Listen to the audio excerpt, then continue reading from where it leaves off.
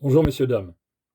Cette vidéo pour parler d'un acte héroïque de la part d'un gendarme qui a interpellé un homme armé de couteau dans un train, dans le Nord. Je vous lis l'article. Je vous donne ensuite mes avis et mes conseils.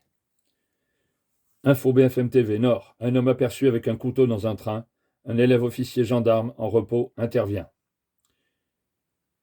Info BFM TV. Un train reliant Lille Nord à Calais, Pas-de-Calais, était en marche lorsqu'un homme a sorti un couteau. Un élève officier gendarme en repos a discuté avec lui et s'est fait remettre le couteau. Un élève officier gendarme qui était en repos est intervenu alors qu'un homme venait de sortir un couteau dans un TER reliant Lille Nord à Calais, Pas-de-Calais, jeudi 27 février, vers 15 heures, a appris BFM TV d'une source gendarmerie. Selon les premiers éléments, le train était en marche lorsqu'un homme a sorti un couteau, pointe vers le bas. Ce n'est pas le petit Opinel. Vraiment un truc impressionnant, assure une source proche de l'enquête à BFM TV. Si l'homme n'aurait menacé personne, une passagère s'est inquiétée et a prévenu un contrôleur.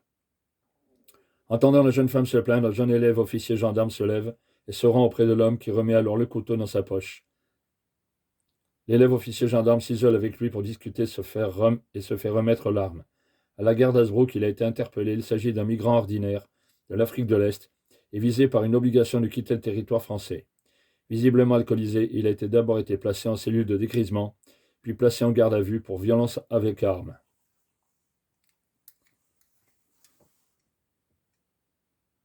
Encore une fois, un homme armé d'un couteau dans un train sur le territoire.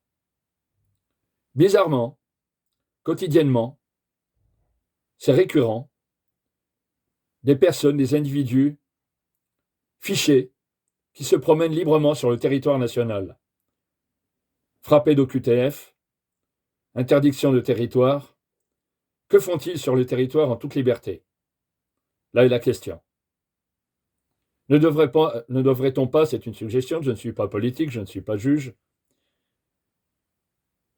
dès que nous avons connaissance d'un fait délictuel sur le territoire, pourquoi ne pas justement les renvoyer auprès de leur pays pour qu'ils soient jugés, plutôt qu'ils se promènent en liberté sur notre territoire national?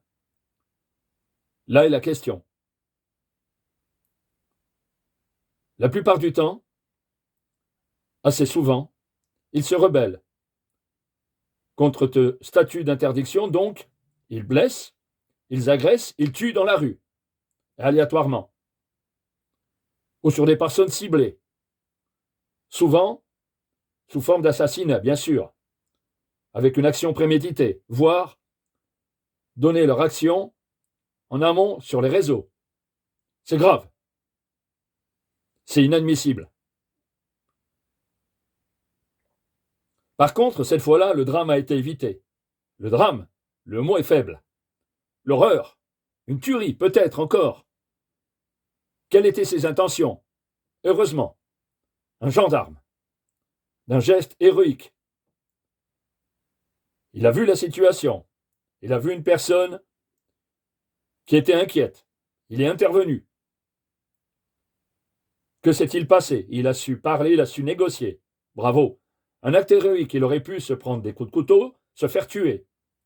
Alors je vais vous donner la définition du héros. Je vois tôt par les médias des faux héros. C'est une habitude. Ça se vend très bien au niveau des médias, l'héroïsme. Mais non. Le héros, voilà, je l'ai vécu. Donc je connais la signification. Le héros, ce n'est pas celui qui passe à la mauvaise heure, au mauvais endroit. Il subit. C'est celui qui voit une situation de près ou de loin, qui s'inquiète et qui choisit de se sacrifier ou non, d'intervenir, donc avec des risques peut-être de perdre la vie, il choisit de donner sa vie ou pas et de se sacrifier ou pas. Il peut très bien s'en aller. Voilà l'héroïsme. Je l'ai vécu, c'est pas pour me vanter. J'en ai que faire, j'ai fait mon devoir. En dehors de mon service, quand j'étais policier, agent de sécurité, ou militaire. Oui, j'ai porté les 3 uniformes. C'est pour ça que je vous donne la définition de l'héroïsme. Non pas des gens qui commencent à intervenir et qui s'enfuient. Non, Ce ne sont pas des actes héroïques. Je vois trop à la télévision, au travers des réseaux, des faux héros. Des faux héros. Excusez-moi, parlons français. Cet homme mérite la Légion d'honneur. Je demande à nos politiques de lui décerner. J'ai sauvé des vies. J'ai sauvé des enfants de la noyade, oui, au risque de ma vie également. Et je demande que cet homme ait la Légion d'honneur. Oui, messieurs les politiques. Donnez-lui la Légion d'honneur. En vertu de ceux qui ont commis des actes de courage. Je ne parle pas de moi.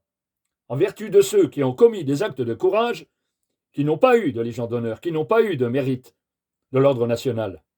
Oui, j'ai eu ma médaille de mérite.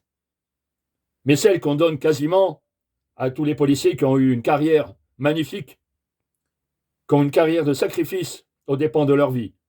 Je l'ai, cette médaille. Bien sûr, les fonctionnaires qui n'ont pas fait leur devoir, qui ont commis des fautes, ne la reçoivent pas, cette médaille de mérite de la police nationale. Oui, messieurs, dames, ça existe. Vous avez des distinctions au sein de l'armée, de la police nationale. Cet homme le mérite, la Légion d'honneur. Il la mérite. Je pense que nous sommes d'accord. La personne en face de lui était alcoolisée. Vous imaginez? Alcoolisée. Donc, certainement que cet individu ne jouissait plus de toutes ses facultés mentales sous l'effet de l'alcool. Regardez le risque que ce gendarme, cet élève gendarme a pris. Élève officier, il avait toute une carrière devant lui. Imaginons que l'individu en face de lui aurait fait usage de son arme, aurait tué ce gendarme, cet élève gendarme. C'était fini pour lui. Il a évité le pire. Il a évité le drame. Je ne comprends pas non plus, d'ailleurs, comment se fait-il que les médias ne s'en sont pas emparés autant que ça? Car là, c'est vraiment un acte héroïque, dans la définition que je vous ai donnée. Par contre, en dehors de cette situation, je vous dis, soyez prudents, soyez vigilants. Dans le train, dans la rue, quand vous sortez de chez vous, en voiture, attention que vous ne soyez pas suivis. Attention à une dispute, à des gens qui vous en veulent, des ennemis potentiels, quels qu'ils soient, un acte de terrorisme, un fou furieux, un démon dans la rue. Soyez vigilants, donnez des communications, des informations aux gendarmes, aux policiers, avec grande discrétion. De ne pas vous mettre en danger, de ne pas mettre votre entourage et votre famille en danger. Donc n'hésitez pas, vous faites un devoir civique, de citoyenneté. En participant, si nous unissons tous, nous pourrons éradiquer, ralentir plutôt, je dirais, cette situation de criminalité, de terrorisme, si nous agissons tous ensemble. Le nombre fait la force, vous le savez, je le sais, puisque j'ai appris le terme cohésion quand j'étais dans la marine, fusilier marin, quand j'étais dans la police. Et même, je l'ai vu comme agent de sécurité. J'ai été attaqué au couteau sur un site, dans mon métier d'agent de sécurité. J'ai été blessé légèrement. Mon collègue est venu en toute cohésion. Il est venu me sauver la vie. Une lame de 30 centimètres, tentative de meurtre ou d'assassinat, puisque là, c'en était un. Puisque la personne nous avait prévenu qu'elle allait venir. On ne savait pas de quelle façon, mais elle avait un couteau de 30 centimètres et elle s'est jetée sur moi. J'ai eu l'impression, je vous le dis, je pense que toutes les victimes, malheureusement celles qui ne sont plus là, qui n'ont pas échappé aux attaques au couteau, je les pleure. Je devine le traumatisme qu'elles ont subi. J'ai vu un scorpion géant au moment de l'attaque. Voilà ce que j'ai visionné dans ma tête. On n'a pas le temps de ressentir la peur. J'ai pensé aux clients, par contre. Et je ne suis pas un héros. J'étais déterminé à faire mon devoir, à faire mon travail d'agent de sécurité. Je ne suis pas plus courageux qu'un autre. J'étais déterminé à faire mon métier. C'est tout. Regardez ce gendarme. Il était déterminé à intervenir alors qu'il était seulement élève officier gendarme. Apparemment, il n'était pas encore en activité. Cet homme mérite tout. Je lui dis bravo, même si j'ai été policier, ça n'a rien à voir. C'est son acte que j'admire. Je vous dis, soyez vigilants, soyez prudents. Avec vos enfants aussi, vos adolescents. Attention qui ils fréquentent, attention aux réseaux sociaux. Je vous donne tout. Attention aux échanges téléphoniques. Mettez les contrôles parentaux. Personne n'est à l'abri, aucun village, aucun petit hameau, aucune ville, aucun pays n'est à l'abri des actes de terrorisme. Et en ce moment, c'est quotidien, c'est récurrent. Le terrorisme et les actes criminels à coups de couteau, ou par arme à feu, l'arme de guerre de Kalachnikov dans les cités, entre les narcotrafiquants, des jeunes narcotrafiquants, très jeunes. Nous vivons une époque difficile, dangereuse. Soyez prudents. Faites confiance à nos policiers, à nos gendarmes. La preuve, regardez cet homme. Quel acte de courage. Je le redis, il mérite la Légion d'honneur. Il a risqué gros, il ne savait pas à qui il avait affaire. Ça aurait pu être un terroriste. Si ça se trouve, ça l'était. A priori, il était alcoolisé. Bon, disons peut-être un dément. Peut-être le fait qu'il était sous OQTF, qu'il était interdit de territoire. Donc il était en colère, en plus d'être alcoolisé, et voire peut-être drogué. Les médias ne le disent pas, mais je le présume. Donc imaginez.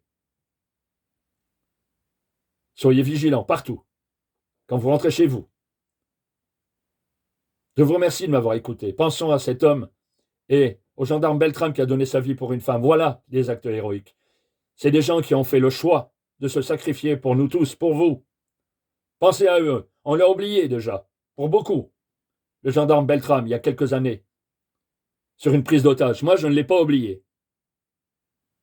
Et sa famille qu'il a laissée. Regardez ce gendarme, il avait peut-être une famille, des enfants dans le train. Il aurait pu être tué, agressé violemment, blessé grièvement, avec des séquelles. Il a évité le pire. Magnifique.